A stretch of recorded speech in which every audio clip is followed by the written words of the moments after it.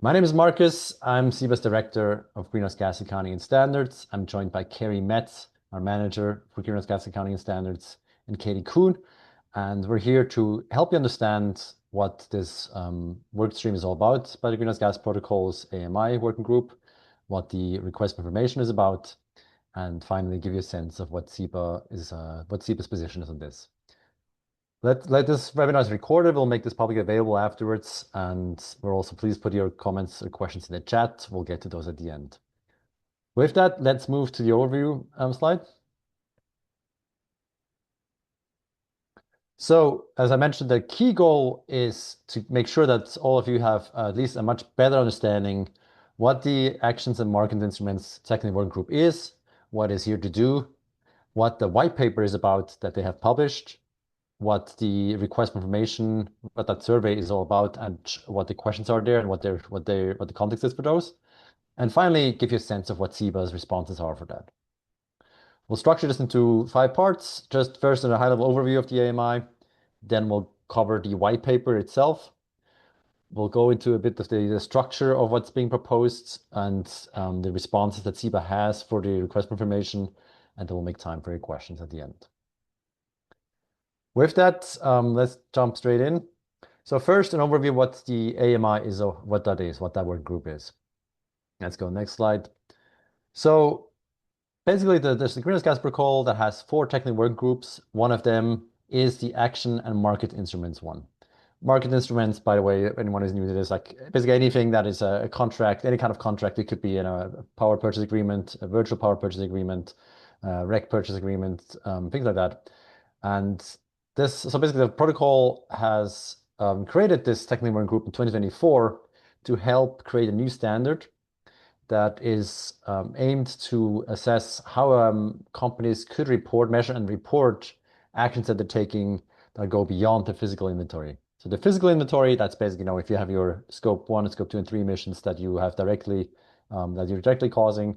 And so that would be your physical inventory. There's then a couple of other inventories, and there's standards beyond that we're going to get into in a moment. But basically, that's the whole goal of this. Like the protocol has had a couple of standards already and is always working on refining those, updating those standards, and filling new needs. And so this is one of those, as part of that effort. This Actions and Markets Instrument, or AMI TWG for Technical Work Group, lots of fun acronyms. The AMI TWG has a couple of mandates. One is to clarify when companies report, how this should look like. When companies report both their inventory and as well as their other actions, how should they report it? What is the role for market-based instruments? How they should be captured across scope 2? So scope 2, right, is any emissions that are related to your energy use. So that's basically if you buy electricity, your local power plant would have emissions, so that's scope 2. We're also looking at, the mandate is also to look at scope 1 and scope 3 emissions as well. So scope 1 is direct emissions when you, for example, if you run a car, and scope 3 is your supply chain or upstream or downstream emissions. So that's another part of this. Another challenge that the AMI is facing, they are working on developing a multi-statement model. We'll get in that in more detail, but how that model should look like is part of their remit. A key question in this is also target setting. So how can this framework be used potentially for target setting? And mind you, target setting is not something that the protocol itself does, but a lot of the standards and frameworks that the protocol develops, the Greenhouse Gas Protocol develops, can be used then for standard setters, sorry, for other frameworks like the Science-Based Targets Initiative for target setting. So that is also something that the AMI is thinking about. And lastly, one key thing to note is that this standard that the AMI is working on, this is not just for the electric sector. So from CEBA's perspective, the electric sector, that's very much the focus of what we deal with. But this standard is meant to also be applicable to other areas such as the land use sector and anything outside of that as well. So this is meant to be a broad standard that works for all kinds of sectors. That's a high-level overview. Let's go into a quick overview of the timeline that's on which this is working. So as I mentioned, the AMI was formed in 2024.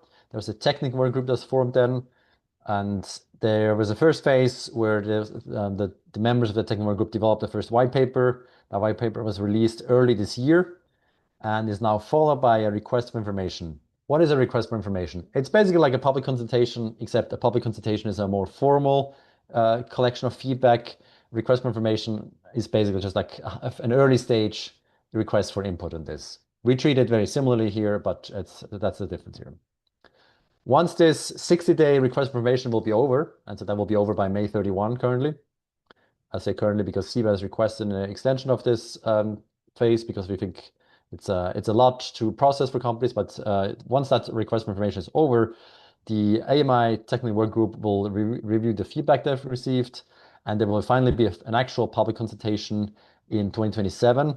We expect this to be between sometime between Q2 and Q4 of 2027, and ultimately the standard will become finalized and published is planned for the end of 2028. So that's a high-level timeline. So again, the key point is right now this request for information is ongoing, and this is basically the first real opportunity for market participants to give input to the AMI and basically help them understand how you view what works, what wouldn't work, what else might have to be captured, and so forth. And that's why we're having this webinar. We want to really make sure that people understand this. This is something, I think, as far as CEBA webinars go, this is going to be one webinar that's a bit more, it touches a lot more technical aspects. We're doing our very best to make this very clear and easy to understand. But this is the whole point of this is that this is I think this is a standard that is not as well understood yet as other standards because it's new, and only a couple of people have been following this in more detail. So we're doing our best here just to make sure that you are among those people who can understand this and have an opinion of this. Let's move to the last slide. So just another quick overview word on the context for this in terms of the governance of the Greenhouse Gas Protocol. The Greenhouse Gas Protocol, there's three top governing bodies, I would say. Like one is the steering committee that oversees the whole process. Underneath the steering committee is the independent standards board that decides ultimately if a standard goes forward or not. And they are supported by the Greenhouse Gas Protocol's secretariat, people who basically help basically administer all the different work streams here. Underneath that independent standards board, or ISB, there are four technical working groups. There's the corporate standard technical working group, the scope 3 technical working group, the scope 2 technical working group, and then finally the AMI technical working group, or TWG. So just a quick recap. So the corporate standard, that's basically just the foundation of all this. The scope 3 technical working group deals with the value chain emissions. The scope 2 technical working group is focused on the location-based and market-based methods. The scope 2 guidance, and then the AMI focus on a work stream that is more recent, as I mentioned. It's the action market instruments work group that focus on like this new standard. As we mentioned, this is a new standard that is meant to be very encompassing and going across different sectors. So one thing we'll flag up front is this is still very much work that's in progress. There's a lot of uncertainty still about a couple of different aspects, and we'll mention a few right up front here. So that corporate standard that I mentioned, that's the basis. That's been around since 2004, and the AMI is not meant, that standard is not meant to replace it. It's meant to build on it. But there are some areas of uncertainty, especially the scope 2 guidance and the scope 3 standard. These are two areas where they would clearly be overlap with the AMI standard. And it's part of that is by design, but how exactly this overlap is going to be managed is not 100% clear yet. So one part for the scope 2 guidance that's uncertain is that the market-based method, MBM, so market-based method, that is something that is both captured in existing scope 2 guidance, in the proposed revisions for the scope 2 guidance, and in the market-based method, sorry, in the statement 2 of the new proposed AMI standard. So that's one area of uncertainty, and the same can be said for the scope 3 standard, where market instruments for scope 3 are covered both by this scope 3 standard as well as by this proposed new AMI standard. So these are two areas where there's going to be a lot of need for coordination between different members of the different work groups, but also it's good for all of us here to give input and help make this job easier also for the technical work group members. Lastly, one quick preview also that why this new standard from our perspective is a potentially very exciting development is that the AMI work group is developing this multi-statement reporting structure that would include something that's called consequential accounting. We'll go into that in more detail, but high level is basically just that the existing scope 2 guidance, for example, talks about the inventory of corporates, be it physical or market-based inventory. So basically what of your emissions that are out there, how many of them are you responsible for? But this AMI standard would develop a method to also look at through your actions, the actions that you're taking, what's the emissions impact from that? So from our perspective, It's early days, but this is could be very exciting. We want to talk about this in more detail. So that is kind of the high-level overview. With that, I'd like to turn it over to Kerri, who will give you a more detailed overview of the white paper and our responses on this. Kerri, please. Thank you, Markus. That was good framing for a bunch of topics we're about to dive into a little bit more deeply. With that, Kate, if you don't mind taking us to the next slide. So basically, the Greenhouse Gas Protocol, GHGP, AMI, TWG, insert funny joke about all the acronyms we use again here. They have laid out a proposed but not yet final framework for how corporations should account for and report the real world emissions impact of their market-based procurement and decisions, as Markus noted. And there are really just still several structural questions that are open for stakeholder input that are currently encompassed within this request for information. So really, this year sets the stage for what we were all responding to. This is the white paper phase 1 RFI survey. The white paper summarizes their proposal, which includes general objectives, framework concepts, and guiding principles. As Markus noted, because this is an RFI and not a public consultation, really the information they've gotten here is about framing the direction of where the public consultation and draft guidance will go. So really, these are key opportunities for input on framing where we're headed with this AMI guidance moving forward. And really, this white paper is trying to accomplish two things. One is what we've historically done, capture physical inventory data, just what the protocol's remit has been historically well practiced. But the second objective now here is to capture the real world emissions impact of procurement decisions and actions. So this distinction between consequential and attributional accounting is really at the heart of why this standard is being developed in the first place.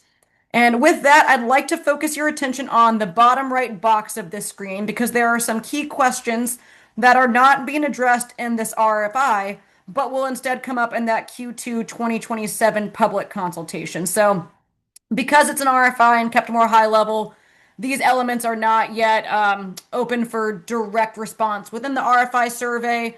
But it's important still to share input now so that your voice can be heard before anything concrete is established. So even if these questions aren't asked verbatim within the survey, we think it's really important to answer the survey and still, where possible, throw in your opinions on some of these essential elements. So with that framing in place, let's move into the key proposal within the white paper and kind of start doing a deep dive into the multi-statement structure. Bottom line up front, the AMI central proposal is a four-part multi-statement reporting structure that separates what we are very comfortable with historically, the physical greenhouse gas inventory, from a market-based consequential impact and non-greenhouse gas reporting statement, each governed by their own distinct accounting method. So really, why do we have four statements instead of refining the one that we have? The answer is that attributional and consequential accounting are really trying to answer different questions here. So, repeating a little bit of what Markus said, it's worth repeating because it's a very critical concept.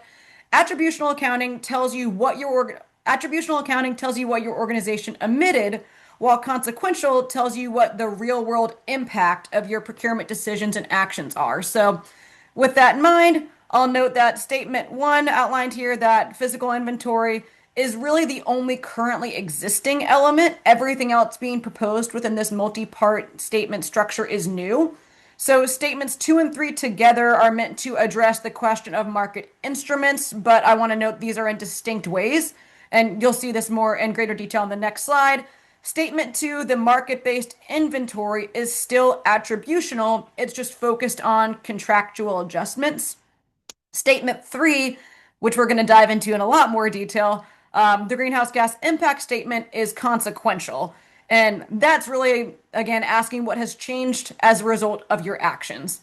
Then briefly turning to statement 4, that captures everything that is meaningful but not expressed in CO2e. So really, while 1, 2, and 3 are all talking about emissions accounting and changes, this is kind of the catch-all bucket for anything not captured through emissions adjustments. The key takeaway from this slide should be the existing versus new distinction, because really there's a lot of new content being proposed here. And then with that, I'd like to go to the next slide. So this image is pulled directly from the white paper, and it's the technical map of the four-part structure. So I want to walk you through each column briefly, getting a little bit more nuanced into this now. Physical greenhouse gas inventory. This is your scope one, your location based for scope two, and your scope three by category. This is a lot of what companies report today. This is staying attributional and unchanged. Shifting a little bit now into what's new and being proposed, column two is noting something pretty significant with the market-based method from scope two now moving into a separate statement. So the remainder of the market-based inventory stays the same, but now it is no longer within that physical inventory of the first column. So the second column is now meant to just address all market impacts here. Column three is also hugely significant as it's the proposal where consequential accounting would live. This is where we're going to spend a lot of our time today, diving really into the details of this proposal. And then again, column four, you'll note on screen, a lot of it is TBD, a lot of it is undetermined. It's really just looking at the best key performance indicators and metrics for looking at the impact of actions that are not captured in terms of emissions. It's probably the least developed of the statements. And we'll note at a different time that they're even going to be looking at part of the RFI looks into whether or not we want to move forward with this fourth statement. So then if we can move to the next slide. So before we get into the most complex piece of the framework, statement three, it's worth really grounding ourselves into statements one, two, and four, what they each do and what is actually changing. Statement one, I'll say one more time, is that physical greenhouse gas inventory, one, two, and three, largely continuous with the existing corporate standard.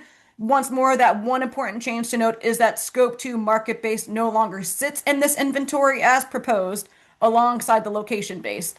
This new framework separates that scope two location and that scope two market-based method, which really has pretty significant implications for how companies report and present their figures. Then looking at statement two, the market-based greenhouse gas inventory, this takes everything that was market-based, puts it all together, and gives it its own dedicated statement.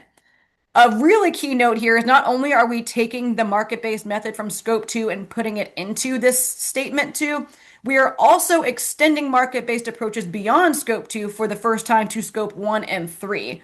That's a significant expansion of where and how instruments like EACs and carbon credits can be claimed. So that's a pretty statement two has a lot of significant reporting implications. Then looking again at statement four, this is the newest, most up in the air. This would be fully new and begin allowing organizations to track progress against climate goals without the quantification of looking at emissions changes. Phase two is going to really explore whether this is relevant and whether there's a need for this kind of a reporting statement within the greenhouse gas protocol, because that's pretty different from what they've reported on or what they've been used for reporting in the past. Now, Katie, we can go to slide 12 or the next slide.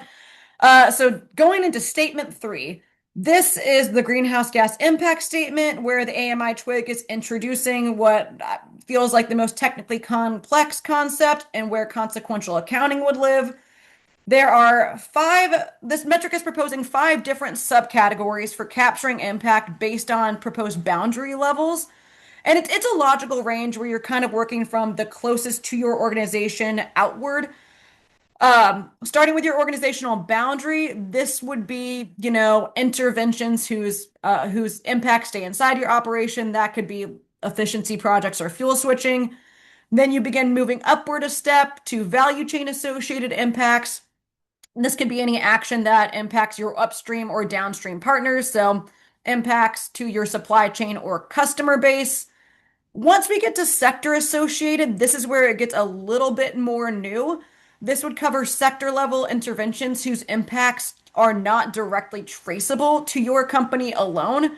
So it could even be collective industry actions or shared infrastructure investments, which is pretty hard to trace and a bit beyond upstream, downstream partner engagement. And then going even further past that, once you get to global and beyond value chain impacts, that could be actions that are outside your value chain and sector entirely, which could be something like cross-sector carbon removal or systemic decarbonization investments. I'll note that these are obviously very ambitious and could be hard to quantify, and the connectivity and traceability element of these is going to be a big topic of conversation, somewhat within this RFI, but again, a lot in phase two. Turning to that final of the five subcategories, greenhouse gas impacts of sold products captures the avoided emissions from products that a reporting company sells. So these are the five categories that the GHGP is proposing to capture consequential impact on a range. I'll note here once again that these are all proposed. Nothing has yet been determined or finalized. Within the RFI, they ask if we need each of these five subcategories, if any of them should be merged. So all very much so still up in the air. And as I say up in the air, in terms of what else hasn't been finalized, as we've noted, RFI, not public consultation, quite a significant chunk of content has been deferred for Statement 3 until the consultation, which I'll note again is scheduled currently for Q2 2027, I believe. A lot of the topics for future consideration are pretty significant. Whether this would be optional or mandatory as a reporting requirement, what the treatment of induced emissions would be, whether there are additionality requirements, and I'll particularly note that the role of Statement 3 in target setting has not yet been determined. So we don't know what the application would be for target setting frameworks, such like as an SBTI or a CDP. And that really is a key question that CEBA notes in our RFI feedback, which is what I'll turn to next as we start moving forward. Next slide. Great. So there are 35 questions in this survey in total, with the first 15 being like pretty basic organizational demographic questions. So really that's 20 questions where you have a lot of opportunity to voice your organizational input and make sure that your priorities are heard. Within those 35, I'm highlighting here what CEBA's focus areas have been in responding to the survey. Really the support for the multi-statement framework itself, diving deeply into the market-based greenhouse gas inventory statement, the greenhouse gas impact statement, and the non-greenhouse gas indicators. And I'll note that we also have been diving a bit more now into the closing and next step questions too, since those are somewhat write-in catch-alls. So moving forward to our next slide. We have a couple principles that we're holding to in responding to the AMI, and anyone who's engaged with CEBA in the past has probably seen these principles in different colored boxes across different webinars for the past 3 to 4 years. Our three principles are really to expand carbon emissions free procurement options, don't narrow them. We want to encourage ambition without limiting options for energy customers, knowing that everyone's coming to the clean energy market from a different space with different levels of maturity in different locations with different operations. So really making sure that we preserve optionality to meet everyone where they are in their clean energy journey. And lastly, just the importance of maintaining while enhancing the momentum of the voluntary market, which we believe is enabled by market-based accounting. So those principles are really the driving force in all of the feedback that CEBA is offering to the AMI RFI survey. And so that really grounds us as we have been drafting our content and our responses, which I'll start walking through. Additionally, as far as it relates to this specific survey and this specific guidance itself, CEBA believes that the GHGP can really offer a really valuable framework for buyers. And in order to make sure that we achieve this opportunity and really optimize what's been put in front of us, we believe it needs to be feasible, it needs to be suitable for target setting, and it really needs to be consistent with other reporting frameworks and not add undue administrative burden onto reporters and users of the standard. So with that, we are supporting this multi-statement framework with two conditions-ish: that it must avoid the limitations associated with current project level accounting approaches. We want to make sure that this is widely adopted and achieves significant uptake. And we believe that it must remain oriented towards practical application, meaning feasibility and scalability. So these are all kind of the driving forces behind CEBA as we have been preparing our responses. Now, at a high level, I'm just going to kind of walk through general feedback from us, and then we're going to turn and touch on each of these in turn in the following slides.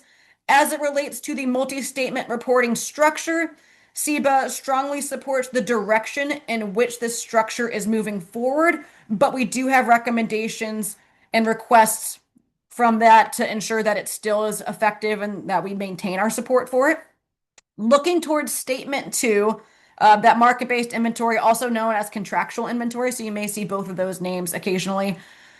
We are currently responding as neutral on that because we have a couple caveats that we want to dig into, and we want a little bit more clarity on where that statement is headed and what exactly it means for market-based method reporting within Scope 2 and the pending revisions process for Scope 2. So we're neutral on that. I'll note again that all of this is currently draft feedback for CEBA, so please feel free to reach out afterwards if you'd like to talk about any of these in greater detail.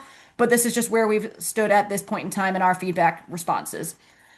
Looking at the greenhouse gas impacts of actions, the development of a consequential metric, we strongly agree with the development of a consequential metric and believe this is a, again, critical opportunity to start incentivizing practices and capturing efforts that organizations have made that have not historically been captured or incentivized.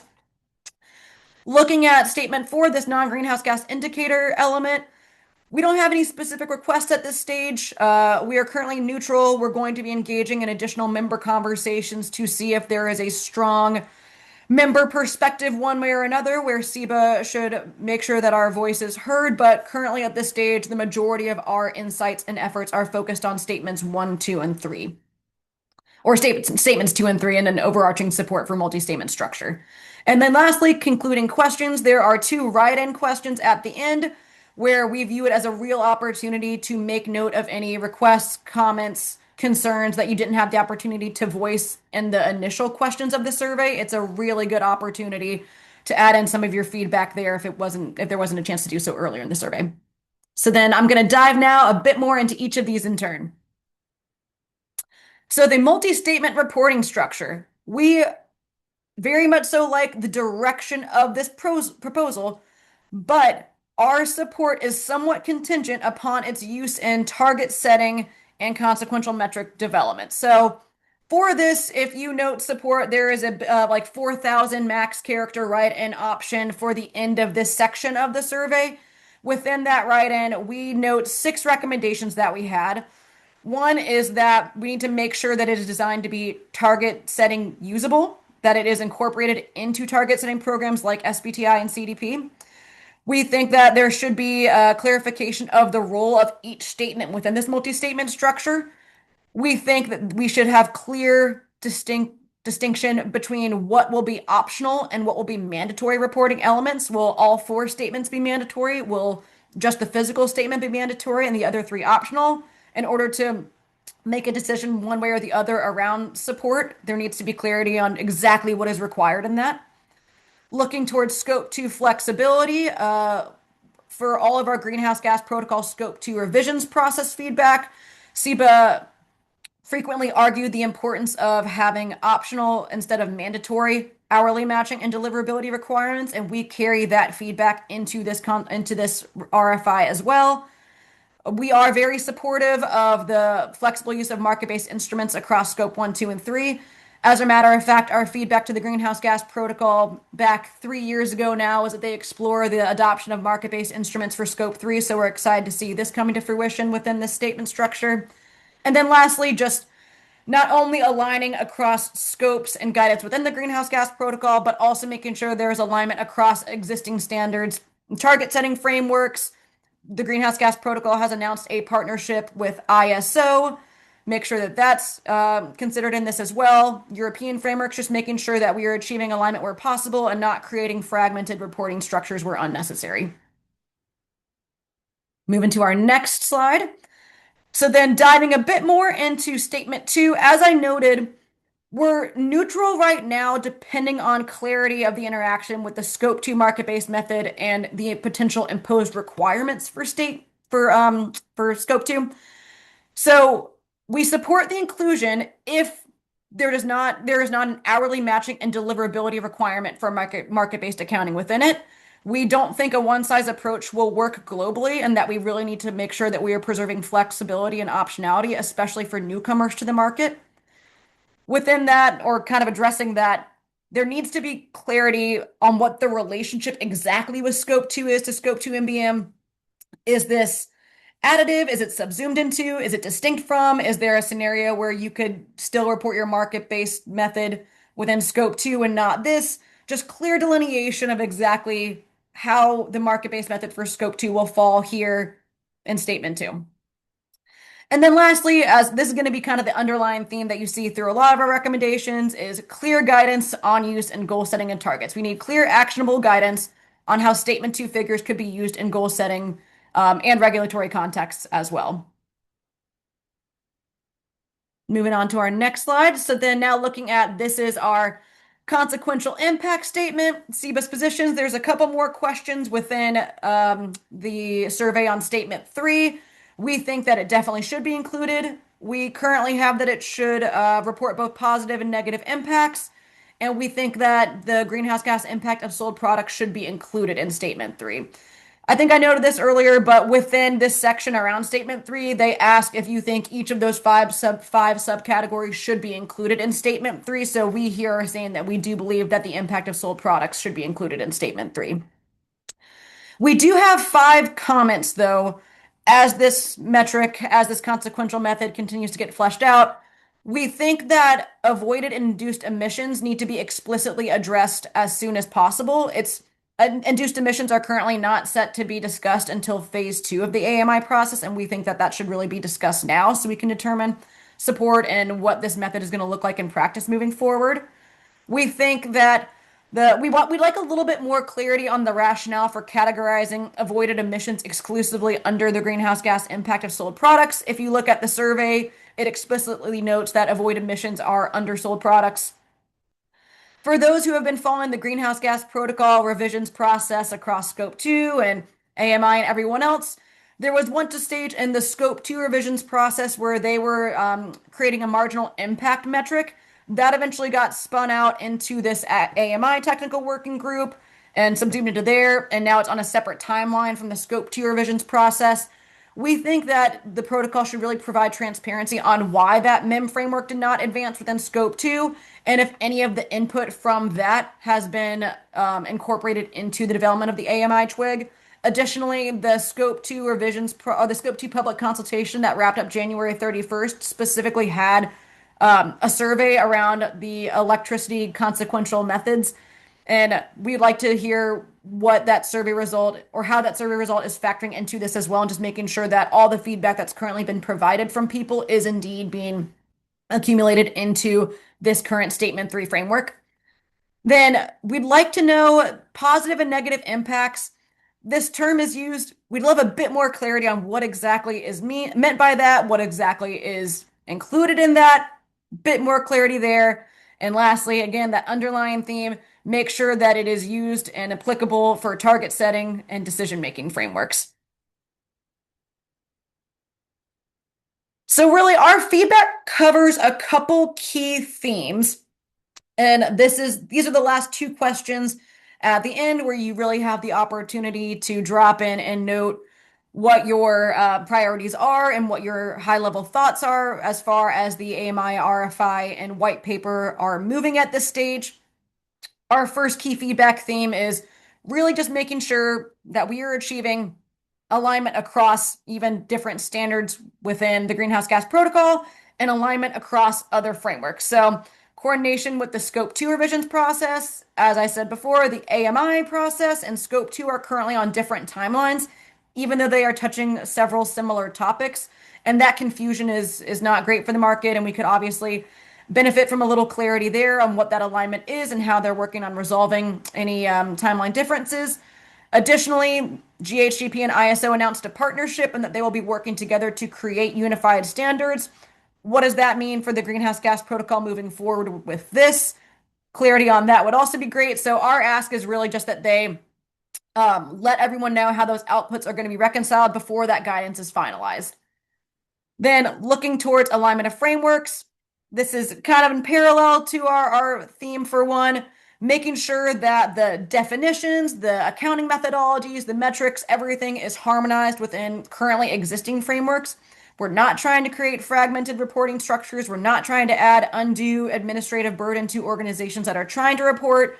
So if we could map out these AMI concepts to existing frameworks and making sure that it's consistent and we're not asking for new, additional, overly burdensome information, we think that's really critical. Market mechanism clarity. The treatment of existing market-based mechanisms for Scope 2 market-based remains unclear. It's also still not entirely clear what market-based approaches for scope 1 and 3 will look like under statement 2. So just again, more clarity on what market-based instruments will look like under statement 2 and across different scopes. So maybe a statement on eligibility before phase 2 concludes. One of CEBA's key points in all the RFIs, consultations, discussions that we have is that really you always need to be looking and making sure that whatever is being proposed is feasible and it can be practically implementable at scale. We want to make sure that everyone is able to adopt and grow and utilize these methods. So making sure that the protocol has clear structure, consistent practices, and offers practical examples across a range of regions, maturity levels, sectors, so that everyone is able to utilize this new metric. And then lastly, just some transparency on timelines, on decision rationales, how we're incorporating stakeholder feedback. A bit more clear communication could be really beneficial throughout this process and help not only the protocol coordinate within itself, but help members in providing decision useful feedback. So these are our key feedback themes for the last 2 questions within the survey. I believe the 2 questions themselves specifically are what would you like to see addressed in phase, or what is not addressed that you want to make sure is addressed in phase 2, and any comments on the phase 1 white paper. So it's pretty broad in statement. So it's a great opportunity once again to note priorities, concerns, key feedback from your recommendation or from your organization. And then one last slide, I'll make a plug for specifically for our CEBA members. For our membership, you may remember that we created a feedback toolkit for the Greenhouse Gas Protocol's Scope 2 public consultation. We have done that once more for this consultation, just released last week. And if you are interested, please reach out. I will note again that this is a member-specific resource and can be accessed on Interconnect. But if you have any questions about that, please do not hesitate to ask. So with that, we'd like to open it up to discussion and hear y'all's questions. And Katie, feel free to stop sharing your screen if you want.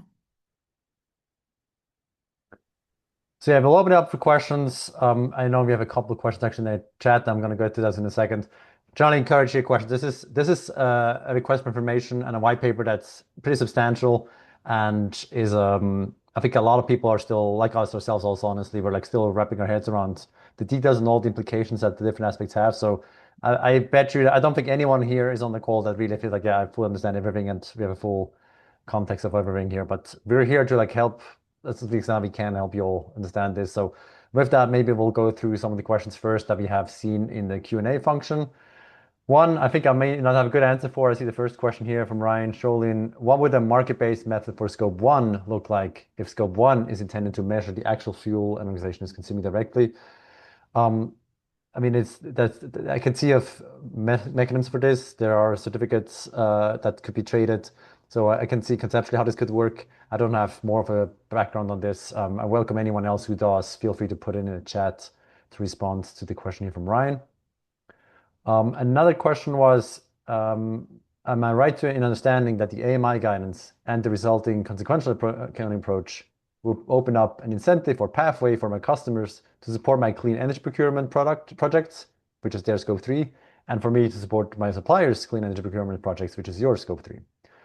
So yes, on high level, I mean, that's the idea, right? The whole idea behind the consequential accounting metric would be that you gives companies an incentive to do the things that are most impactful and basically to take actions, not just say what are your the electricity related Scope 2 emissions, but overall like what's also the impact of the actions that you're taking or not taking or avoiding basically. And so conceptually, yes, that is correct. The idea would be that this could create an incentive for you to work with your suppliers across basically across your supply chain to do that. The details here are very, daunting. What exactly this is going to look like in practice, I think is still up for debate. And again, I would also say this is something worth commenting on in the RFI. We have another question from Michael. I think one of the earlier slides said that the market-based method in Scope 2 would be consumed by the new impact report. Is that your understanding? I thought the market-based method was expected to stay separate and in Scope 2 inventory accounting. So great question. Yeah, right. Kerri, feel jump in, Kerri, please. Otherwise, I have a high-level response to that as well. Yeah, and Marcus, I still want you to respond as well, but that is a key question that we at CEBA have. If you look within that specific figure that I pulled out from the AMI Phase 1 white paper, it clearly notes Scope 2 market-based method within that statement 2 structure, but it's not clear that that is a full replacement or a full substitution, and that Scope 2 MBM is no longer applicable or able to be reported. Um, I think there's a lack of clarity on exactly what its incorporation into Statement 2 means and whether these are mutually exclusive. And if they're not mutually exclusive, what does that mean for reporting in practice as well? And double counting and all the details that we can get into. So that's why that is one of our key feedback pieces to AMI at this stage of the RFI is clarity on exactly what it means for scope 2. And furthermore, that's why we are currently neutral for statement 2, is that the lack of clarity on that element in particular and also what it means for the scope 2 revisions process if they end up imposing deliverability and hourly matching requirements, would that automatically carry over to market based within statement 2? So that's really the foundation for our key feedback on statement 2 and why we are currently neutral on statement 2. Yeah, Kerri, I think you said pretty well. With that, any other questions? Feel free to put them in the Q&A function or in the chat. Let me actually check. Timothy, thanks for chiming in. I assume that whatever the scope 2 group comes up with would be what is in the scope 2 part of statement 2. Yeah, so I mean, that goes back to that whole part about how there's overlap here clearly. And as you said, as Kerri was mentioning, that's one of the statements of this multi-ledger approach would be that statement 2 that has the market-based impact, and so the market-based inventory, and which is the remit of the scope 2 technical working group. And so I think, yeah, this is an area where I think there's going to be need for more clarity around this.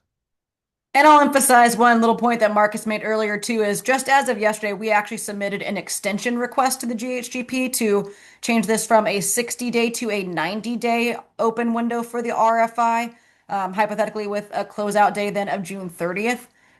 If we hear back, we'll let y'all know, but we're making the effort to see if we can get a little bit more time because this obviously is a very technically complex, very dense, lot of new content concept. So we think it would be beneficial not only for us, but for the GHGP as well to have a slightly longer time frame so that everyone can get their minds around it, have the time to dive into it, and provide decision useful feedback to the protocol.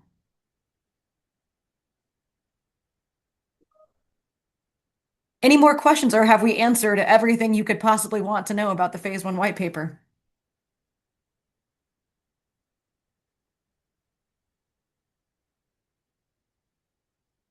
Well, Marcus and I are happy to stay on for as long as people want, but if you have no questions and you feel like you got everything you needed out of this webinar today, then we thank you for your time this afternoon. We thank you for joining, and please don't hesitate to stay in touch with us as we continue moving forward throughout this process. One question I see here from Sophie, do you think there's a risk that no one, for example, investors or banks, look at statement 3 and therefore it becomes useless?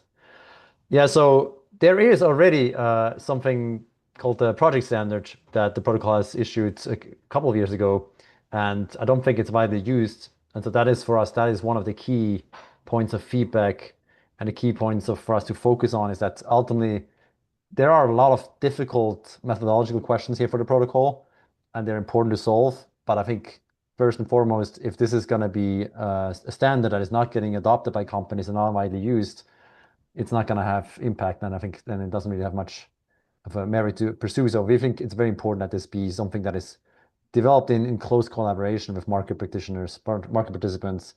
And that's again why we put together these webinars. We think it's very important that ultimately also statement 3 would be something that would be used. I'll recognize this is something where what some of our members have flagged, they are generally supportive of it as in concept, but it has to be something that is easy for them to do because they already, just with existing frameworks that are out there, are struggling just to keep up and spend enough, basically spend the time that they have reporting and doing procuring as opposed to just looking at more frameworks like additional reporting. So I think, Sophie, that's a really important point that you bring there. As you also, Michael, glad to hear there's work on quality and eligibility criteria, as Timothy stated. I'm still unclear how or if companies can get credit for impact reported under the new impact report. yeah, welcome any more comments on that. That is the most high level at this point, and even just looking at the graphic where literally every box reads TBD, um, it's unclear what all is going to be encompassed. I think the objective here would be that they do align with how non-greenhouse gas indicators are reported across other frameworks like SBTI, CDP, just again, and the concept of not adding undue administrative burden and aligning with existing frameworks that are out there.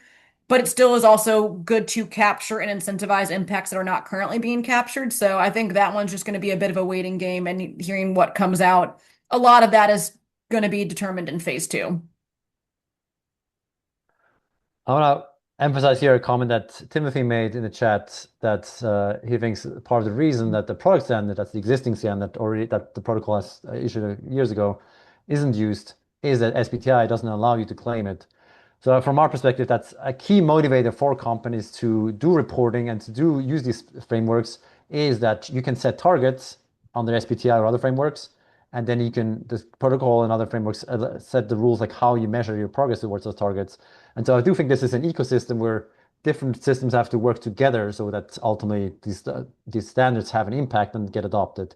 So I do think target setting, making that for us, from our perspective, that's a very big motivator for companies. And so if standard setters like SBTI also can find a way to allow the statement 3, for example, for target setting, that will be a big boost for companies to adopt the use of scope 3, sorry, of statement 3, and to actually see this implemented in practice. And again, we think this can create a lot of incentive for companies to pursue the things that are most impactful in terms of their carbon impact. Mm-hmm.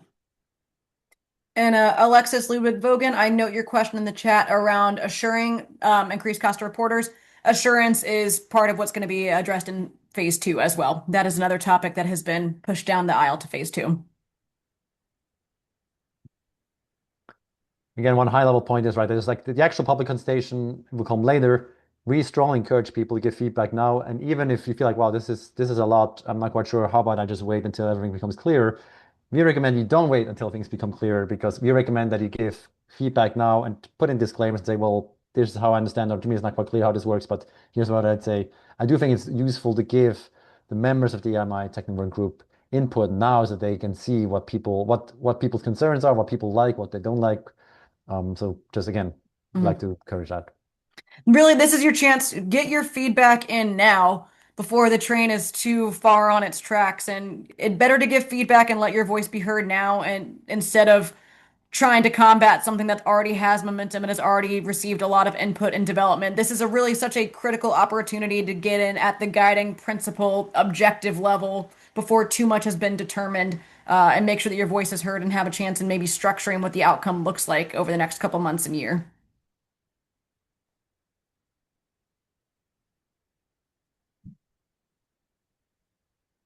Carl, seeing your question about CEBA's view on required versus optional, we need more clarity on everything before we can make any assessments. Everything's still, I think the only consistent theme we have for every statement is we need to know more before we can make a strong statement about it.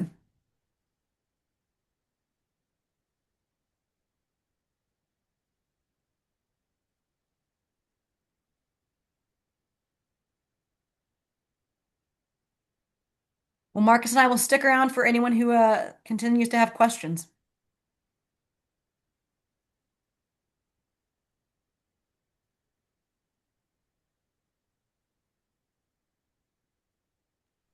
It looks like there's a new question in the Q&A.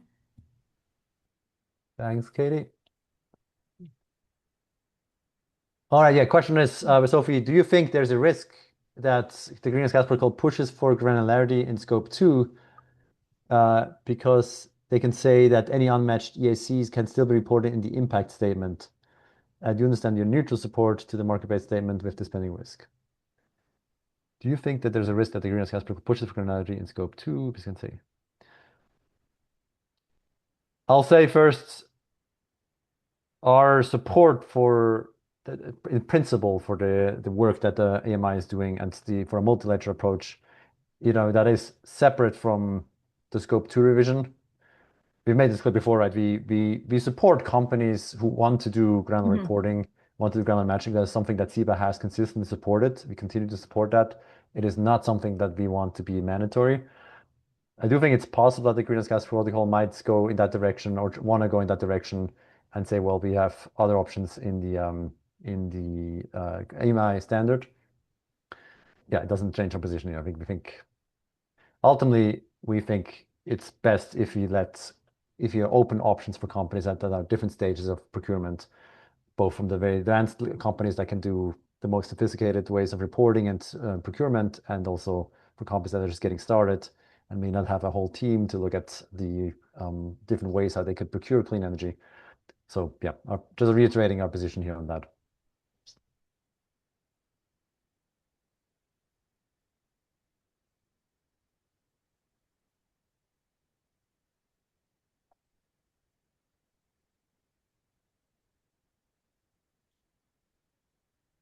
If the chat was this lively for the RFI, I can only imagine what the public consultation is going to be like. Yeah, I just very much appreciate you all participating, asking questions here, thoughtful questions clearly. Very encouraging. We think this is again, this is something where it's a topic that's still so much uncertainty still. It's not easy to access initially. So just very much appreciate all your input here. And yeah, please join us at the summit that we have, the CEBA Summit conference in Seattle in a couple of weeks, and we'll have a session dedicated to the consequential accounting approach, and should be good for more conversation on that. Well, thank you so much to everyone for attending today. Please don't hesitate to reach out to either Markus or myself with any questions, and we look forward to seeing our members at Spring Summit soon.